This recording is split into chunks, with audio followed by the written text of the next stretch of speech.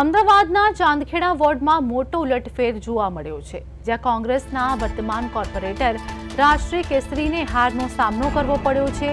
છેલ્લા 2 ટર્મથી કાઉન્સિલર રહેતા રાષ્ટ્રીય કેસરીની હાર સાથે ચાંદખેડા વોર્ડમાં ભાજપની પેનલ વિજય બની છે। આ પરિણામ બાદ ભાજપ સમર્થકોમાં ભારે ખુશીનો માહોલ જોવા મળી રહ્યો છે અને વિસ્તારમાં ઉજવણીનો માહોલ પણ જામ્યો છે।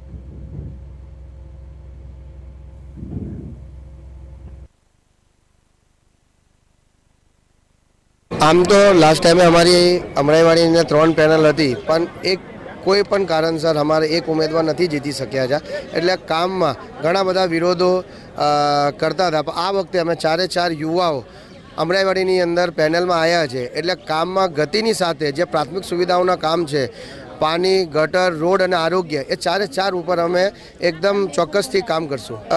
અમરાઈવાડી વિકસિત નથી એ ખોટું છે, અમરાઈવાડી વિકસિત છે, પણ આપ જાણો છો કે ભાઈ અમરાઈવાડીની અંદર શ્રમિક વર્ગ વધારે છે, જે રોજ કમાવા ખાવાવાળા છે, એટલે એનું ડેવલપમેન્ટ અને ચાલીઓ વધારે છે, એટલે એની અંદર કામ કરીને આ 5 વર્ષમાં અમે અમરાઈવાડીને બોડકદેવ જેવું બનાવવાનો પ્રયાસ કરશું।